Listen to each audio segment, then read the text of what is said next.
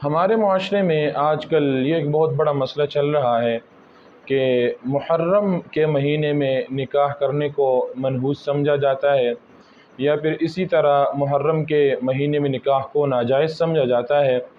تو اس کا حکم کیا ہے؟ سب سے پہلے تو اس کا حکم بتا دیں گے، اس کے حکم پر بات کر لیں گے کہ یہ جائز ہے یا ناجائز ہے۔ اسی طرح اس کے بعد پھر چند صحابہ صحابیات کے نام عرض کروں گا کہ انہوں نے بھی محرم کے مہینے میں ہی نکاح کیا۔ اگر محرم میں نکاح کرنا گناہ ہوتا تو یہ گناہ وہ کیوں کرتے؟ حالانکہ صحابہ محفوظ ہوتے ہیں۔ اسی طرح اللہ کے نبی نے بھی ایک نکاح کیا ہے محرم کے مہینے میں، ان کے بارے میں بتاؤں گا۔ تو اگر محرم کے مہینے میں نکاح کرنا گناہ ہوتا تو اللہ کے نبی کیوں فرماتے؟ بہرحال سب سے پہلے آپ یہ بات ذہن میں رکھیں کہ نکاح کرنا یہ ایک عبادت ہے۔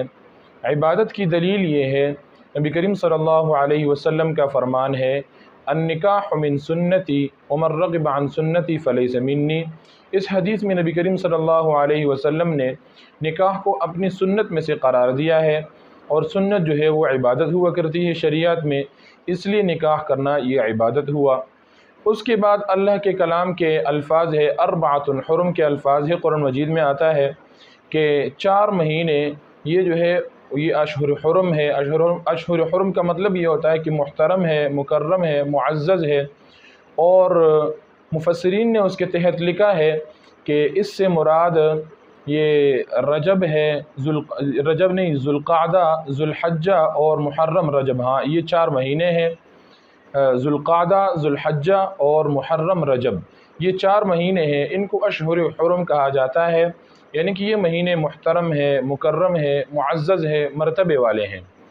اب دونوں کو ملائیے ذرا کہ جب مہینے محترم ہوئے، مکرم ہوئے، معزز ہوئے، مرتبے والے ہوئے، تو ظاہر سی بات ہے کہ جب ایک مہینہ محترم ہے اس میں عبادت کرنا وہ بھی پھر کیا ہوگا؟ محترم ہی کہلائے گا، اور اس کا درجہ بھی اونچا درجہ ہوگا۔ اسی بنا پر اگر کوئی شخص ان مہینوں کو اشہر حرم سمجھ کر کے، یعنی کہ حرمت والے مہینے سمجھ کے، محترم مہینے سمجھ کر کے اور معزز مہینہ سمجھ کر کے ان میں اگر کوئی شخص نکاح کرتا ہے کہ یہ مہینے خود محترم ہے، تو اس احترام کی وجہ سے میں اس میں نکاح کرتا ہوں، تو اس کو اس پر بھی ثواب ملتا ہے کہ وہ اس محترم مہینے کی نیت کر کے اس میں نکاح کر رہا ہے۔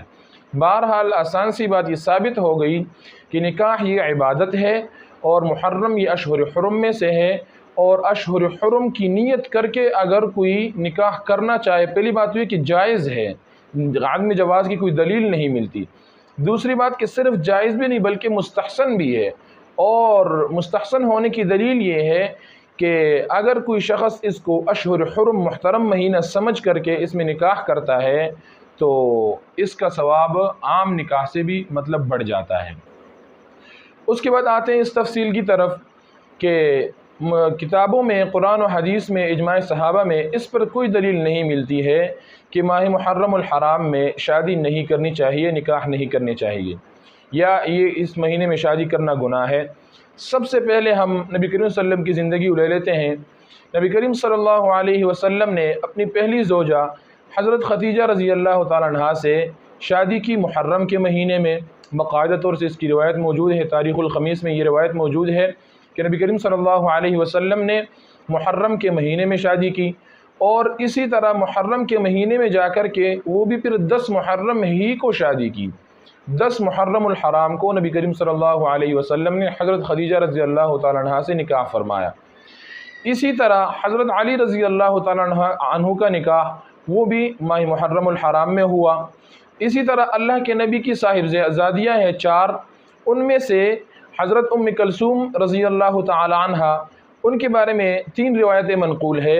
ایک روایت کے مطابق رجب 3 ہجری میں، دوسری روایت کے مطابق ربیع الاول 3 ہجری میں، اور تیسری روایت کے مطابق محرم الحرام سن 3 ہجری میں ان کا نکاح ہوا، یعنی کہ ان کی اللہ کے نبی کی بیٹی کا نکاح بھی محرم میں ہونا یہ بھی ایک روایت سے ثابت ہے۔ اسی طرح حضرت فاطمہ الزہرا رضی اللہ تعالیٰ عنہ جو نبی کریم صلی اللہ علیہ وسلم ہی کی صاحبزادی ہے، ان کے بارے بھی اس طرح کے اقوال منقول ہے۔ 2 اقوال منقول ہے، ایک ہے کہ رجب سن 2 ہجری میں ہوا، اور دوسرا ہے کہ محرم سن 2 ہجری میں ہوا۔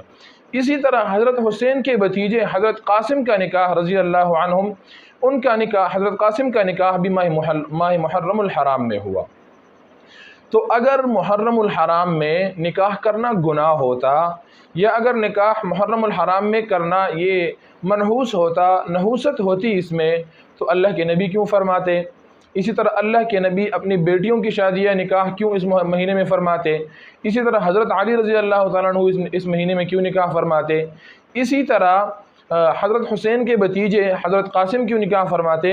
دوسری جو عقل یعنی کہ سوچنے والی بات ہے وہ یہ ہے کہ آپ حضرت حسین کی شہادت والے مہینے میں تو نکاح کو منحوس سمجھتے ہیں، کیا اس کے علاوہ دیگر مہینوں میں حضرات صحابہ کی شہادتیں نہیں ہوئی؟ رمضان المبارک میں شہادتیں نہیں ہوئی؟ اس کے علاوہ دیگر مہینوں میں شہادتیں نہیں ہوئی؟ اگر ہوئی ہے تو پھر ان کو بھی منحوس قرار دیں، اگر ہوئی ہے تو ان میں بھی پھر غم منائیں۔ آپ صرف اور صرف حضرت حسین کی شہادت پر اس مہینے میں غم منا کر کے اور آپ نکاح کو ناجائز سمجھتے ہیں یا منحوس سمجھتے ہیں، تو ایسا کرنا یہ شرعی روح سے یہ جائز نہیں ہے۔ بہرحال آسان سی بات یہی ہے کہ ماہ محرم الحرام میں نکاح کرنا جائز ہے۔